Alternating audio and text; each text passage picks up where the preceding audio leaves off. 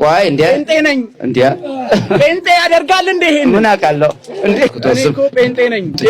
አሁን ይሄ ልጅ እንግዲህ ጴንጤ ነኝ ጌታን የተቀበልኩ ነኝ ነው የሚለው። እየተማታህ ነው። እኔን እስኪያሳምነኝ ስም የታሰርኩት። አዎ በቃ ሚስጥራችን ምንም ነገር የለም። በቃ በኢየሱስ ክርስቶስ ስም ማመን ነው። እኛ ጋር ምንም የተሰወረ ነገር የለም። ስለዚህ በቃ ግልጽ ነው። ህዝቡ መዳን አለበት። በድራማ መልክ የተተወነ ጉዳይ ሲጀመር ኢየሱስ ክርስቶስን የተቀበለ ኢየሱስ ክርስቶስን ያመነ ዳግመኛ የተወለደ ሰው እዚህ ቦታ ላይ ምን ሊሰራ ይሄዳል? የመጀመሪያው ጥያቄ ነው። ምን ሊሰራ ይሄዳል? በሰንሰለት ሁሉ በሞተር ሳይክል ይሄ ሞተር ሳይክል እንትኑ አለ አይደለ? እንትኑን ሞተሩን የሚያሽከረክረው ካቴና ነው የሚባለው። በሱ ጭምር ራሳቸውን እንዲገርፉ ቶርች እንዲያደርጉ የሚያስተምር ሰው ነው። እና አንድ ነው መንፈሳቸው። እነዚህ አጥማቂ የሚባሉት በሙሉ በዘመኑ የምናያቸው ደሴም እንትን የሚጠቀሙት ዘዴ ነው የሚጠቀሙት። ፕሪንሲፕላቸውም አንድ አይነት ነው። ኦኬ አሁን ይሄ ልጅ እንግዲህ ጴንጤ ነኝ ጌታን የተቀበልኩ ነኝ ነው የሚለው።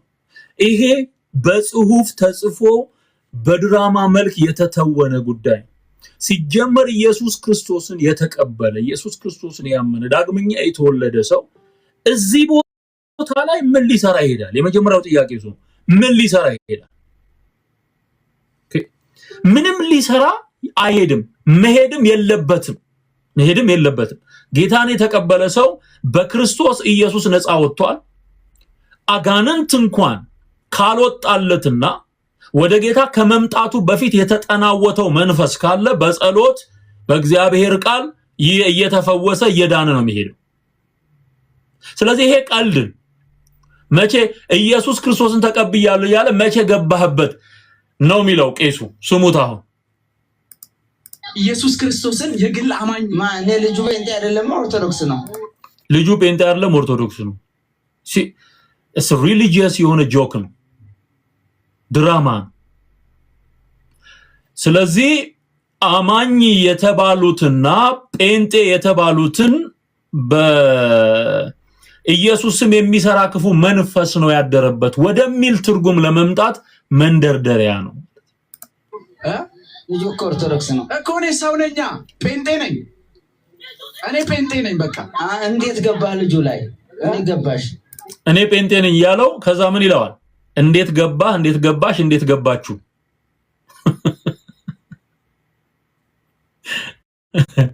ቀልዳችሁ ሞታችኋል። በሽማግሌ ደግሞ እንደዚህ በጠንቋይ በጣም የሚገርም ነው እንደዚህ አይነት ድራማ። አማኝ ከሆነ እዛ መሄድ የለበትም። በቤተሰብ ተጽዕኖ እንኳን ቢሆን መሄድ የለበትም። የመናፍቅ መንፈስ ተጠናውቶታልና መጠመቅ አለበት ብለው በግድ ይዘው ይሄዱ አሉ። ካለበለዚያ ከቤት ይውጣ የሚሉ አሉ።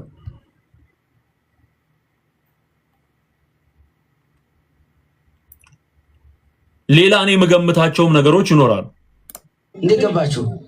እኔ አልገባሁኝም።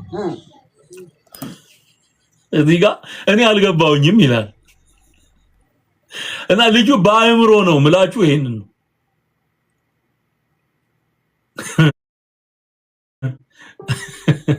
የገባበት መንፈስ የገባበት ክፉ መንፈስ የገባበት ይኖራል። ወንጌል ገብቶት ደግሞ ኢየሱስ የሚል ይኖራል። ልዩነት አለ። አሁን እኮ እኔ አሁን እዚህ የመጣሁት የለም ህዝቡን ላሳምን ነው፣ ለሌላ ነገር አይደለም። ኢየሱስ ክርስቶስ አዳኝ እንደሆነ ህዝቡን ልሰብክ ነው። አህዛብ የማያምኑትን ወደሚያምኑት ልመልስ ነው። ወደሚያምኑት እንታው በሱ እንዳትነካኝ ይኸውላችሁ። ይሲ አሁን ወንጌል ልሰብክ ነው የመጣሁት ነው የሚለው። ወንጌል ልሰብክ ነው የመጣሁት ብሎ ለማሳመን ያላመኑትን ለማሳመን ነው ብሎ ነው የሚቀጠቀጠው ማለት ነው በጨሌ። በሱ እንዳትነካኝ ይላል። በአይምሮ መሆኑን የምታውቁት በዚህ ነው። ባይዘው በአይምሮ ማለት አይምሮውን ሰው በመንፈስ ተጽዕኖ ውስጥ ሆኖ አይምሮውን ሲስት ያስታውቃል። እኛ መንፈስን ሁሉ እንመረምራለን። ኦኬ መንፈሳዊ ሰው ሁሉን በመንፈስ ይመረምራል፣ እሱ ግን በማንም አይመረመርም ነው የሚለው። ብዙ ጊዜ እንደዚህ አይነት ነገር ይሰራሉ። ከዚህም በፊት እንደዚሁ ግርማ የሰራውን ድራማ አቅርቤላችኋለሁ። የመናፍቅ መንፈስ ብሎ የሰራውን ድራማ አሳይቻችኋለሁ። ሳይቆይ ግን እውነታው ይወጣል። ሳይቆይ እውነታው ይወጣል። ኢየሱስ ጋራስ መጥቶ መቀለድ ይችላል? አይችልም። ኢየሱስ ጋር መጥቶ ግን በጌታ በኢየሱስ ስም ሲባል ሳይነካ ይለፈልፋል። በጨሌ ሳይቀጠቀጥ ውሃ ውስጥ ሳታደፍቀው የኢየሱስ ስም ኃይል ስላለው ያንን መንፈስ በደንብ አድርጎ መጥቶ ያወጣዋል ማለት ነው። ሁለተኛውን ቪዲዮ የዚህኑ ፓርት ላሳያችሁ። ሉክ ይሄ ደግሞ ለየት ያለ ነው። በጌታ በኢየሱስ ስም አባባሉ ደግሞ ይሄ ሁለተኛ ምገምተው ነገር ምንድነው? ልጁ ራሱን ያውቃል። ኦኬ ሁለተኛው አንዳንድ ጊዜ ፕሩፍ ለማድረግ የሚሄዱ ወጣቶች አሉ። ፕሩፍ ለማድረግ ማለት ካላየው ካልዳሰስኩ ካልጨበጥኩ አላምንም የሚል ጄነሬሽን አሁን ያለው ጄነሬሽን በጣም ከባድ ነው። ነገሮችን ሁሉ በደንብ አድርጎ አይቶ ፕሩፍ አድርጎ ዳሶ ማወቅ ይፈልጋል። የነዚህን ሰዎች ሐሰተኝነት በጨሌ የሚቀጠቅጡትን በምትሃት መንፈስ እናወጣለን እያሉ ከአንዱ ወደ አንዱ የሚያገለባብጡትን አሰራር እሱን ለማየት ጭምር የሚሄዱ አሉ። እኔ አንዱ ምገምተው ከድራማው ቀጥሎ በሁለተኛ ደረጃ ምገምተው እመጣለሁ። ሶስተኛ ፓርት አለ ምናገረው በጣም ሲሪየስ ጉዳይ አለ። ይሄንን ግን ተመልከቱ። ልጁ ፕሩፍ ለማድረግ ሄዶ ሊሆን ይችላል ብዬ ገምታለሁ። ሁለተኛው ሐሳቤ እሱ ነው። አይቼ ቦታው ላይ ሄጄ ማረጋገጥ ፈልጋለሁ የሚል ኦኬ። ስለዚህ ሁለተኛው ግምት አማኝ ሆነ በትክክል ጌታ ኢየሱስን የሚያውቅ በጌታ በኢየሱስ ስም አባባሉ ራሱ አለው በአይምሮ እንደሆነ ቅድም ነግሬያችኋለሁ። አሁን ደግሞ እዚህ ጋር የምታዩት ለምስክርነት እንደመጣ ከዛ ደግሞ በኢየሱስ ስም አባባሉ ይለያል። በደንብ አማኝ ይመስላል። አይደለም እየተማታህ እኮ አይደለም በጌታ በኢየሱስ ክርስቶስ እንደ ካደ ቅድም ነው ካደ እየመታህ እሺ ሁላ ምንድነው ጥቅስ ጴንጤ ነኝ ወይ እንዴ ነኝ እንዴ ጴንጤ ያደርጋል እንዴ ምን አውቃለሁ ጴንጤ ያደርጋል ይሄን በግድ እኔ አልፈኩል ስትመለከቱት ጨሌውን አልፈልግም አባባሉ ምናምን ባይምሮ ነው። በደንብ አማኝ እንደሆነ ደግሞ የሚያሳብቁ ነገሮች ደግሞ አሉ።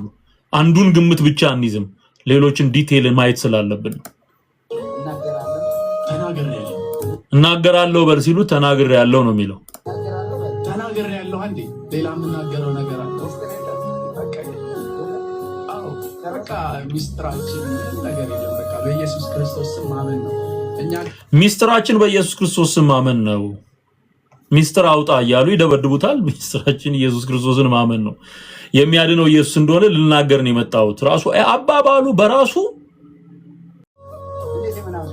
በቃ መናፍቅ አይደለ እንደ የምትሉኝ። ስለዚህ በቃ የመናፍቅ መንፈስ ነው። ለምን ገባበት ልጅ ላይ በልጅነቱ ነው የገባሁት። የገባኸው በልጅነቱ የትኛው ኢየሱስን ነው የምታመልኩት? ያው ኢየሱስ ነው ኢየሱስ ክርስቶስ አይደለም እየተማታህ እኮ አይደለም። ዩሲ ረጋ ብሎ ነው የሚናገረው። ይሄ አጋንንት እንዳለበት አይደለም። አክሽኑ ደግሞ እዚህኛው ቪዲዮ ላይ ስታዩ አጋንንት እንዳለበት አይነት እንትን አይደለም የማየው እኔ እና ወይ በድፍረት ለመመስከር ይሄዳለሁ ብሎ እንዲህ አይነት ዘዴዎችን ተጠቅሜ ወንጌል አደርሳለሁ ብሎ ሊሆን ይችላል። የሱን ልብ እግዚአብሔር ነው የሚያውቀው። ሲናገር ደግሞ በትክክል ጴንጤ ነኝ እያለ ነው የሚናገረው፣ አማኝ ነኝ እያለ ነው የሚናገረው። ሚስጥር አውጣ ሲሉት ሚስጥሩ ኢየሱስ ክርስቶስን በማመን እንደሚዳን ነው። ሚስጥራችን ይሄ ነው የሚለው። ስለዚህ ሁለተኛው እይታ ለሰከንድ ቪው አማኝ ሆኖ ጌታ ኢየሱስን አምኖ ነገር ግን እዚህ ቦታ ላይ ፕሩፍ ለማድረግ እና ምስክር ለመሆን የሄደ ሰው ይመስላል ማለት ነው። ሶስተኛው በእንደዚህ አይነት ጉዳይ ሳንደራደር ማለት በጣም ሲሪየስ እንደሆነ ልንነጋገር ይገባል። የኢየሱስን ስም ይዘን ኢየሱስን የማይከብርበት ስፍራ ላይ በራሳችን ተነሳሽነት መሄድም የኢየሱስን ስም ከአጋንንት ጋራ ወይም ደግሞ ከክፉ የጥንቆላ አሰራር ጋራ እያቆራኙ ድራማ መስራት በሁለቱም ረገድ የሚያስፈርድ ነው። ለዚህም ለልጁም ይሁን ለሰውየው በክርስቶስ ኢየሱስ ስም እናጠምቃለን ብሎ አርሴማን፣ ማርያምን፣ ሚካኤልን፣ ገብርኤልን እየጠሩ በጨሌ ሰው እየቀጠቀጡ በምትሃት በሱዳን አስማት ከአንዱ ሰው ላይ ወደ ሌላ ሰው መንፈስ ትራንስፈር የማድረግ የረከሰ ተግባር መስራት ፍርድ አለው።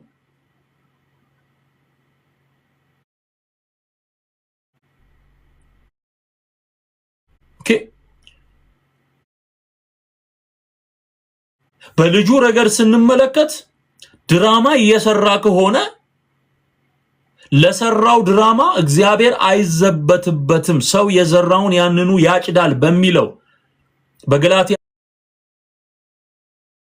ምዕራፍ 6 መሰረት እሱ በጣም መጥፎ ነው። የባሰ የመናፍስት መጫወቻ ነው የሚሆነው። የተሰጠውን ድራማ እየሰራ ከሆነ ድራማ እየተገበረ ከሆነ ለዚህ ለሰራው ስራ ለዚህ ላደረገው ተውኔት የክርስቶስ ኢየሱስን ስም ከመናፍስቱ ዓለም ጋራ እያቆራኘ ተንበርክኮ ይሄን ድራማ የሚሰራ ከሆነ ለሰራው ስራ ተመጣጣኝ ዋጋ በጊዜው ይከፈለዋል ማለት። በጣም መጥፎ ነገር ነው ባይዘው። በጣም ሰው ቀልድ ጠፍቶበት ነው። በጌታ ጉዳይ አይቀልድም። በኢየሱስ ጉዳይ አይቀልድም። በዳንበት ስም ጉዳይ አይቀልድም። በክርስቶስ ኢየሱስ ጉዳይ እግዚአብሔርን የማያከብር እግዚአብሔር ማይከብርበት ለእግዚአብሔር ክብር የማይሆን መንፈስ ቅዱስን የሚሳደብ የኢየሱስን ስም የሚያብጠለጥል የሚያጣጥል ስራ ስለሚሰሩ ሁለቱም ይፈረድባቸዋል። ሶስቱ እይታዎችን እንድትይዙ ወደፊት የሚወጡ መረጃዎች ሊኖሩ ይችላሉ። ተጨማሪ መረጃዎች ልጁ ለምን እንደሄደ የሚናገር ከሆነ እና ምናውቃቸው ሌሎች የተገለጡ ነገሮች ሚስጥሮች ካሉ ወደፊት ደግሞ እንነጋገራለን ከዚህ በተለየ ማለት ነው። እኔ ግን የሚታየኝ ይሄ ነው። እናንተም ስትመለከቱት ድራማ የሚመስሉ ነገሮች አሉት። ደግሞ ልጁ አማኝ እንደሆነና ፕሩፍ ለማድረግ እንዳለውም ለምስክርነት የሄደ የሚያስመስሉ ጉዳዮች አሉት።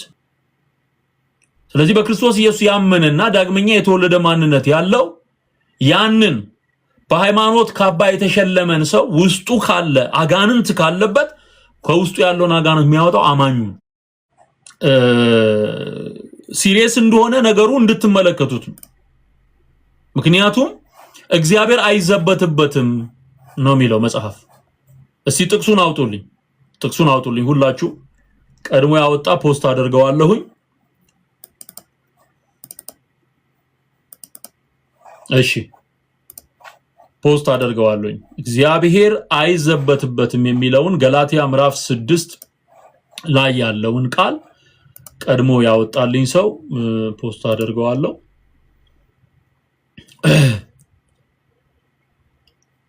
ቁጥር 7 ገላትያ ምዕራፍ 6 ቁጥር 7 ላይ ምንድነው የሚለው?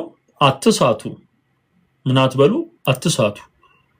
እግዚአብሔር አይዘበትበትም። ሰው የሚዘራውን ያንኑ ደግሞ ያጭዳል። አጋንንት የሚወጣው በማን ስም ነው? በክርስቶስ ኢየሱስ ስም ነው። አጋንንት የሚወጣው በክርስቶስ ኢየሱስ ስም ነው። የማርቆስ ወንጌል ምዕራፍ 16 ላይ የሚያምኑትንም እነዚህ ምልክቶች ይከተሏቸዋል፣ በስሜ አጋንንትን ያወጣሉ። የሚያምኑ ሰዎች አጋንንትን የሚያወጡት በክርስቶስ ኢየሱስ ስም ነው። የሚያምኑ ሰዎች የሚከተላቸው ምልክት ደግሞ አጋንንትን ማውጣት፣ ሽባ መተርተር፣ ለምጻም ማንጻት፣ ርኩሳን መናፍስትን ከሰዎች ህይወት ነቅሎ ማውጣት እነዚህን የመሳሰሉ በአዲስ ቋንቋ መናገር ወዘተርፈ የጸጋ ስጦታዎችን ይቀበላሉ። ማን? አማኞች። ማርቆስ 16 ላይ የተጻፈው እሱን በማስም ነው በኢየሱስ ክርስቶስ ስም ነው የሚያወጡት። በስሜ ነው የሚለው በስሜ ኦኬ። እነ ጳውሎስም ለምሳሌ ሐዋርያት ሥራ ምዕራፍ 16 ላይ ስታነቡ የሟርተኝነት መንፈስ የነበረባትን ያችን ሴት እነዚህ እግዚአብሔርን ቃል የሚነግሯቸው የልዑል እግዚአብሔር ባሪያዎች ናቸው ብላ ቀኑን ሙሉ የተከተለች ስታደክማቸው ጳውሎስ ዞር ብሎ ሲያያት ሴትዮዋን መንፈሱን አዩ። የሟርት መንፈስ ያለባት ናት። በጌታ በኢየሱስ ስም ውጣ አለው ይላል። ውጣ ሲለው ያ መንፈስ ከሴትዮዋ ውስጥ ወጣ። ሴትዮዋ በህዝብ ፊት ተፈወሰች። በጣም ህዝብ እስኪገረም ድረስ ሴትዮዋ የምትናገረው መልካም ነገር ነው። አዮ አስመሳይ ስለሆነ ሰይጣን አሳች ስለሆነ የልዑል እግዚአብሔር ባሮች እያለ ስለነ ጳውሎስ ይመሰክራል። ባይዘወይ ቢያሳድድም ቢደበድብም ቢያመሰግንና አፕሪሺየት ቢያደርግም ሰይጣን ነው ይታወቃል። የእግዚአብሔር ሰዎች ይለዩታል። መንፈሱን በኢየሱስ ስም መጥቶ ሲያወጣው ታያለ። በአዲስ ኪዳን ግልጽ የሆነ ትምህርት ነው። አጋንንት የሚወጣው በኢየሱስ ክርስቶስ ስም ሲታዘዝ፣ ካለበለዚያ መጫወቻ ነው የሚሆነው። ሰው በጨሌ ይቀጠቀጣል፣ በመስቀል ይደበደባል፣ በካቴና ይቀጠቀጣል። ስንቱ በየጸበል ቦታው አካሉ ጎድሎ እራቸው ላይ የሚጸዳዱ ሰዎች በየጸበሉ በመከራና በስቃይ መድኃኒታቸውን እንዳይወጡ ተከልክለው በብዙ ስቃይ ውስጥ የሚኖሩ አሉ። በብዙ ስቃይ። ስለዚህ ከዚህ አይነት አሰራር ህዝባችን ማምለጥ መውጣት አለበት። በኢየሱስ ስም ነው አጋንንት የሚወጡት፣ ሰይጣን የሚወጣው። አሁን ወደ አሚዛራክ መንፈስ ልውሰዳችሁ። አሚዛራክ ነኝ ብሎ ስለጮኸው ሁሌ ሰይጣን የሚወጣለት የኦርቶዶክስ መምህር እሱን ደግሞ ላሰማችሁ። ልጅ እኮ ኦርቶዶክስ ነው እኮ እኔ ሰው ነኝ። እሺ ስንት ጊዜ ነው ከገባ? የሆሳና ቅዳሜ ነው የገባ ነው። ለምን ገባ? ምን አባቱ አበላሽብኝ። ምንድን ነው ስራ? ስር ማሽቀጠል በጣም አሚዛራክ ስራ ነው። አሚዛራክ ምንድን ነው? አሚዛራክ ቅጠላ እና ቀስሮች ነበርሽ። ስራ ምንድን ነው? ስር ማሽቀጠል በጣም። ታዲያ አንተ ሰይጣኑ ለምን ታገለግላለህ? ይሄን ነው የምፈልገው። ምኑን እና ምን አደረገው? ከስም የቀነጨን አረግ ነው። ይሄንማ የዛን ቀን ስንጠብቀው ዋልን። ቅዳሜ ዕለት እሱ እዛ ለካ አላወቅንም። ስራ ሲሰራ ነው ያለው።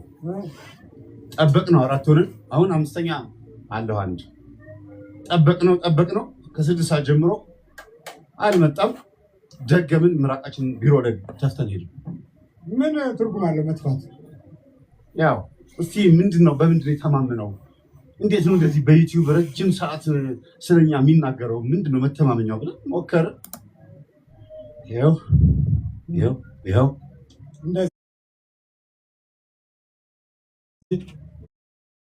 ግን የበሬውን ግንባር ታጥቦ ውሃውን አስጠጣ ነው ገባ።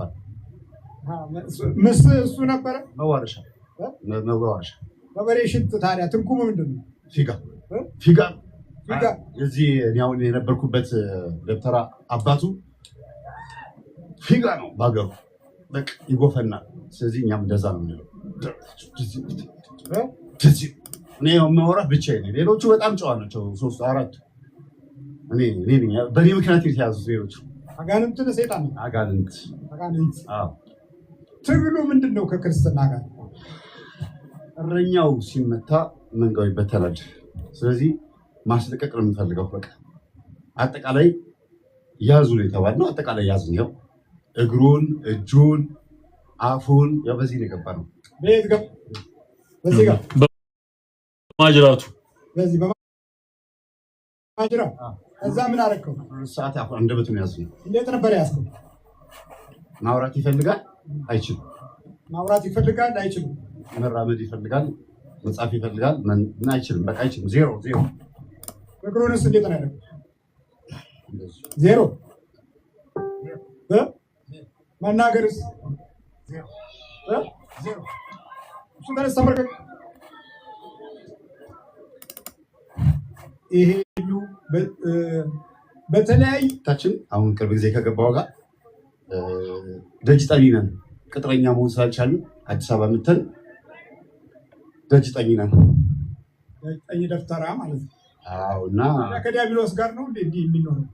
ያው የሚቀጥረን ስናጣ በጎንችን እየሰራ እንኖራለን። ምን ያሳያችኋል? ሰዎቹ በጨሌ ተቀጥቅጠው በውሃ ደፍቀው ወጥተው ተድነዋል ተብለው ድጋሚ መንፈሱ የሚገባባቸው በክርስቶስ ኢየሱስ ስም ነቅሎ ስላልወጣ መንፈሱ ፈውሱ ትክክል ስላልሆነ በኢየሱስ ስም የተከናወነ ፈውስ ስላልሆነ በምትሃት የአንዱን መንፈስ ወደ ሌላ በማገለባበጥ የሚሰሩት በመንፈስ ዓለም ያለ የድለላ ስራ ስለሆነ ለዛ ነው ሰውየው ተመላላሽ ህመምተኛ ሆኖ ታካሚ ለማለት እንኳን አያስደፍርም። ምክንያቱም ሕክምና አይደለም፣ ይሄ ተመላላሽ በሽተኛነት ነው። አንዱን ሲጨርስ ሌላኛው መንፈስ እየገባበት እዛ የሄዱ በሙሉ ተመሳሳይ በሽታ ነው ያለባቸው። እነዚህ አጥማቂነን የሚሉት ጋራ ሄደው አንዴ የተለከፉ ሰዎች ትዳራቸውን ይፈታሉ። ህይወታቸው ሚዝረብል ነው የሚሆነው። ሚቀበር አመድ አልጋ ላይ መኝታ ቤት የሚሰቅሉት የሆነ ቦታ ላይ አንጠልጥሉት የሚባሉት የሆነ ትልቅ መስቀል ትልቅ መስቀል መኪና ውስጥ ራሱ ያስታውቃል። መስታወት የሚሰብር እንጨት አንጠለጥላሉ። ይሄ መድኃኒት ነው ተብሎ ግን ተመላላሽ በሽተኛ። አሁን ኦርቶዶክሳውያንም ይሄንን የምትሰሙ ሌሎቻችሁ በትክክለኛ አእምሮ ሚዛኑን በጠበቀ አእምሮ ለመስማት ሞክሩ። ሰው አንድ ጊዜ በክርስቶስ ኢየሱስ ስም አምኖ ቢድን አይሻለው? ለምንድን ነው መጫወቻ የሚሆነው? ለምን? ሊያው መምህር ነኝ የሚል ሰው ማለት መምህር ነኝ የሚል ሰው ደግሞ ያስተማረ አጋንንት በዚህ በኩል ገብቶ በዚህ በኩል ይወጣል የሚል ሰው ሀውካ እንዴት አድርጎ ነው እንደዚህ ባለ አሰራር ውስጥ የሚያልፈው? ስለዚህ ተመላላሽ በሽተኛ፣ ተመላላሽ ጸበልተኛ እነሱ የሚፈልጉት እንደዛ ነው። ባይዘው በሌሎችም ጉዳዮች ላይ ይሄንን ላስረዳችሁ። ለምሳሌ ጸበል ፈለቀ ብለው ከዚህ በፊት በርሜል የሚባል በርሜል ጊዮርጊስ ነው። አዎ ብዙ ሰው ያለቀበት እዛ ቦታ ሰው ሲሞት አስከሬን አንሰጥም አሉ። እኔ ለተስፋዬ ግልጽ የሆነ መልእክት ከዚህ በፊት አቅርቤለታለሁ። ጌታን ተቀበል፣ ነፃ ውጣ፣ መዳን አለብህ። ጌታ ኢየሱስ የሌለው እንደዚህ አጋንንት መጫወቻ ሆኖ ነው የሚኖረው ብዬ በግልጽ መልእክት አስተላልፌለታል። እስከ መቼ የና አሚዛራክ የና አስማንዲዮስ መጫወቻ ሆነ ትኖራል? እና እዛ ለምሳሌ ጸበል ፈለቀ ያሉት ቦታ አስከሬን አንሰጥም። ለምንድን ነው አስከሬን አንሰጥም ያሉት ሚለውን ጠየቅኩኝ። ስጠይቅ ከሰለስት ጀምሮ 40 ሙት ዓመት በየዓመቱ ደግሞ የሚደረግ 7 ዓመት ድረስ የሚችል ሰው እስከ 7 ዓመት ይደግሳል። አስከሬኑ እዛ ከሆነ ከአዲስ አበባም ይሁን ከአሜሪካም ከምንም ሀገር ሄዶ ይጠመቅ፣ ይህ ሰው እንደ አሴት ነው የሚቆጠረው። አሴት ማለት እንደ ቋሚ ንብረት። ስለዚህ መቃብሩን እዛ ሰሜን ጎንደር ምንድነው የሚባለው በርሜል ጊዮርጊስ ውስጥ አስከሬኑን ይዘው ቀብረውታል። እዛ መቃብሩ ጋር ቤተሰብ መምጣቱ አይቀርም፣ ይደገሳል። በየጊዜው የሚከፈሉ ክፍያዎች አሉ። ስለዚህ እንደ ቋሚ ቢዝነስ መቃብርን እንደ ቢዝነስ የሚጠቀሙ ሰዎች ናቸው። መቃብርን እንደ ቢዝነስ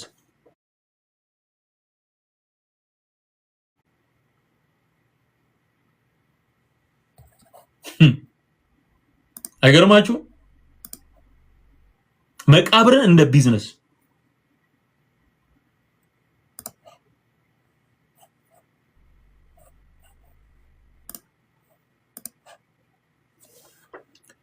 ስለዚህ ሰው በተመሳሳይ ጊዜ ወይም ደግሞ በተለያየ ጊዜ ተመሳሳይ የሆነ ድግስ እየደገሰ የሚሄድበትን ሁኔታ ያመቻቻሉ ማለት አስከሬን አንሰጥም ይላል።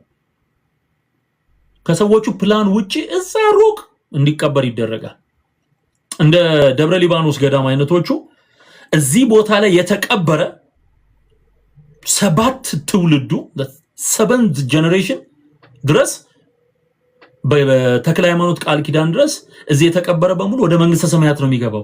የመንግስተ ሰማያት በር በደብረ ሊባኖስ በኩል ነው ተብሎ ተነግሮት ሀብታም በሙሉ መቃብር ተጋድሎ በሚሊየንስ ነው የሚሸጠው። መቃብር ለመቀበር እዛ የሚከፈለው አሁን በሚሊየን ሄደ መጠየቅ ትችላል።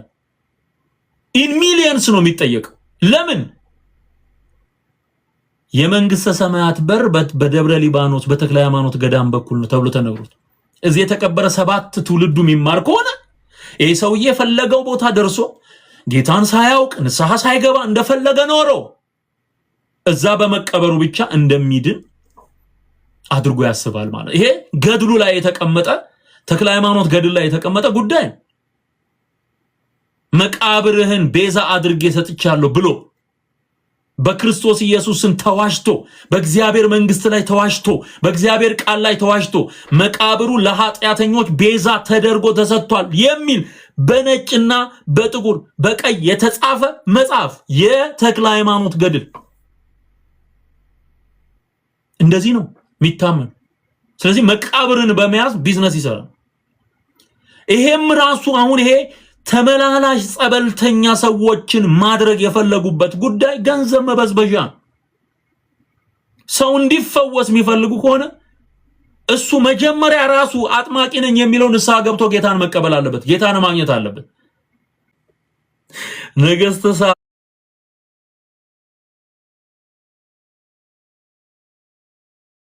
ወአረብ ጋዳ ያመጹ ይላል መዝሙረኛው ዳዊት። ጳውሎስን ያሉት ትዝ አለኝ። አብደሃል አሉት ጳውሎስ። እውነት እየነገራቸው አብደሃል። እስቲ ላምጣላችሁ ጥቅሱን። ቆይ አብደሃል ትምህርትህ ራሱ ወደ እብደት ወስዶሃል አሉት።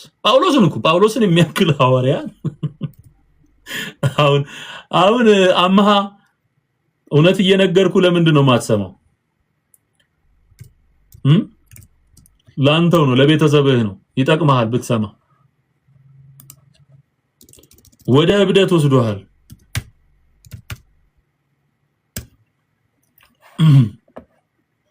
እሺ ሐዋርያ ሥራ ምዕራፍ 26 ቁጥር 24 ላይ እንዲህም ብሎ ስለራሱ ሲመልስ ፊስጦስ በታላቅ ድምጽ ጳውሎስ ሆይ አብድሃል እኮ ብዙ ትምህርት ወደ እብደት ያዞርሃል አለ። ሃይ ፊስጦስ። አሁን አማሃና ፊስጦስ ለኔ አንድ ናቸው። ጦስ አለበት። ፊስጦስ ራሱ ስሙ ላይ ጦስ አለበት።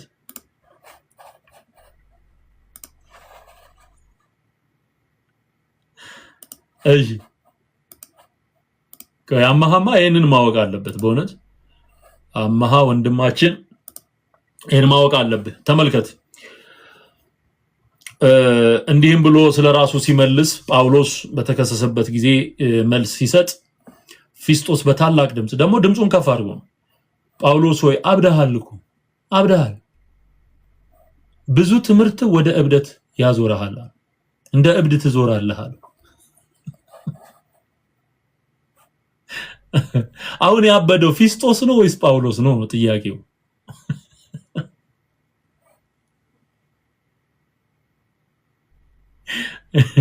አሁን ያበደው አማሃ ነው ወይስ ትዝታው ነው?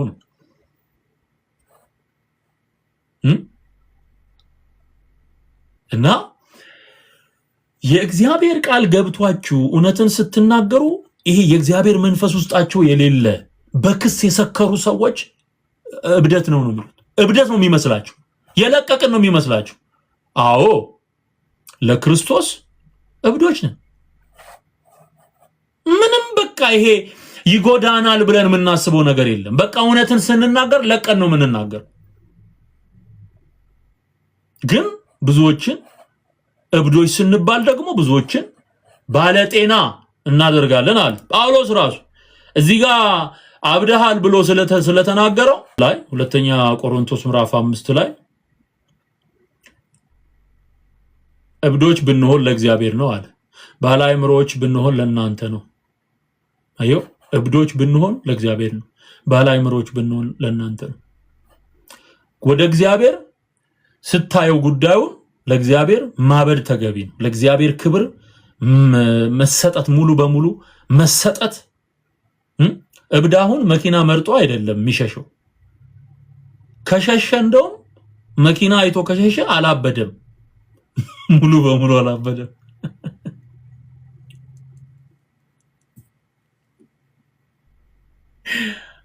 አው መኪና ሲያዩ የሚሮጡ እብዶች እነዚህ በትክክል ያላበዱ ናቸው። በትክክል ማበዱን የምታውቀው መኪና ሲመጣ ፍንክች የማይል እብድ መኪናው ነው እንጂ መቆም ያለበት እሱ ቀስ ብሎ ነው የሚያቋርጠው።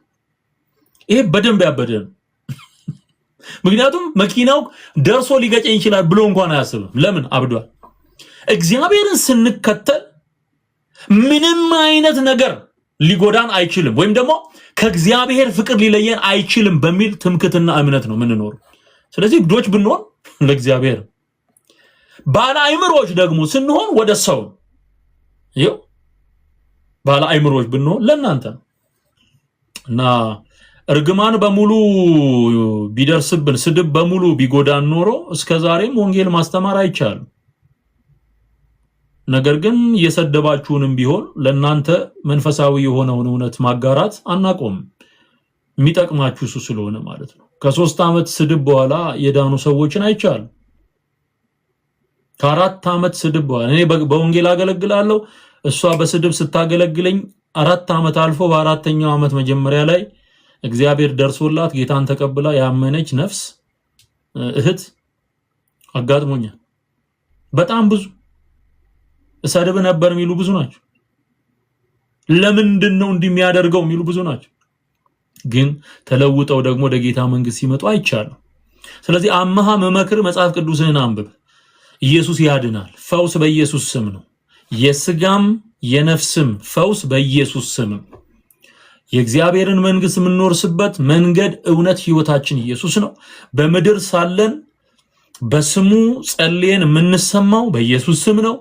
በስሙ እንፈወሳለን በኢየሱስ ስም። በስሙ ከክፉ እንጠበቃለን በኢየሱስ ስም። ሃሌሉያ።